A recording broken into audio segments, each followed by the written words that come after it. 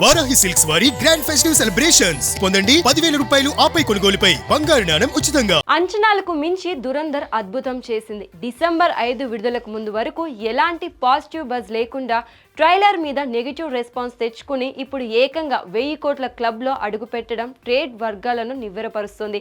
కేవలం 20 రోజులకే ప్రపంచవ్యాప్తంగా 1000 కోట్ల 7 లక్షల గ్రాస్ వసూలు చేసిన ఈ స్పై థ్రిల్లర్ మూడో వారంలోనూ బాక్సాఫీస్ వద్ద స్ట్రాంగ్గా ఉంది.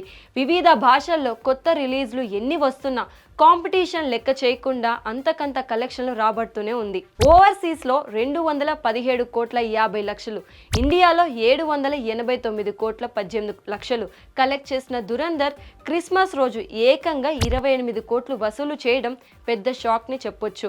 ఎందుకంటే ఇంత భారీ మొత్తాన్ని ఏ సినిమా తన మూడో వారంలో నమోదు చేయలేదు. ఇప్పటికీ హైదరాబాద్, ముంబై, కోల్కతా, అహ్మదాబాద్ లాంటి నగరాలలో వీకెండ్ వస్తే టికెట్లు దొరకని పరిస్థితి నెలకొంది.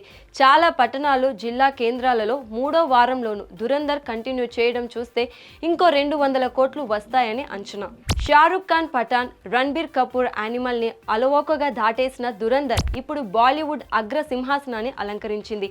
దీని ప్రభావం ఏ స్థాయిలో ఉందో అర్థం కావాలంటే ఒక చిన్న ఉదాహరణ చెప్పాలి. పాకిస్తాన్లో బ్యాన్ చేసిన ఈ మూవీని పైరసీలో డౌన్లోడ్ చేసుకున్న వాళ్ళు సంఖ్యలో 2 మిలియన్లు పైగానే ఉందట. అంటే థియేటర్స్లో లేకపోయినా సరే, చూడకుండా ఉండలేకపోయినా పాక్ ఆడియన్స్ రకరకాల మార్గాలలో దీన్ని చూసి దర్శకుడు ఆదిత్య ధర్ విజన్ డైరెక్షన్ మీద ప్రశంసల వర్షం కురిపిస్తున్నారు. 3.5 గంటల నిడివి, అడల్ట్స్ ఓన్లీ సెన్సార్ సర్టిఫికేట్ ఉన్నా కూడా ఇంత పెద్ద మైల్ రాయ్ అందుకోవడం చూస్తే దురంధర్ ని జనం ఏ స్థాయిలో ప్రేమించారో అర్థం చేసుకోవచ్చు. కాందహార్ ఫ్లైట్ హైజాక్, ముంబైలో ఉగ్రవాద దాడులకు పాకిస్తాన్ మాఫియా ఏ స్థాయిలో సహాయపడిందో కళ్లకు కట్టినట్టు చూపించిన Aditya Dhar deviation, over actions లేకుండా ఇంత గొప్పగా తెరకెక్కించడం ప్రేక్షకులను కట్టిపడేసింది. నూతన సంవత్సరంతో పాటు సంక్రాంతి పండగ దాకా దురంధర్ దూకుడులో పెద్దగా మార్పు ఉండకపోవచ్చని బయ్యర్ వర్గాలు అంచనా వేస్తున్నాయి. దురంధర్ 2 ఇంకో 3 నెలల్లో రాబోతుంది. మార్చి 19న హిందీతో పాటు తమిళ, తెలుగు, మలయాళ, కన్నడ భాషల్లో సమాంతరంగా రిలీజ్ చేయబోతున్నట్టు నిర్మాణ సంస్థ జియో స్టూడియోస్ అధికారికంగా ప్రకటించింది.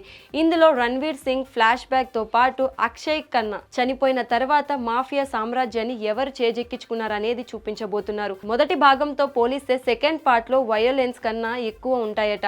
బాహుబలి, పుష్ప, కేజీఎఫ్, కాంతారా తరహాలో యుగంధర్ కూడా సీక్వెల్ ఇండస్ట్రీ హిట్ ఖాయమని బలంగా నమ్ముతున్నారు.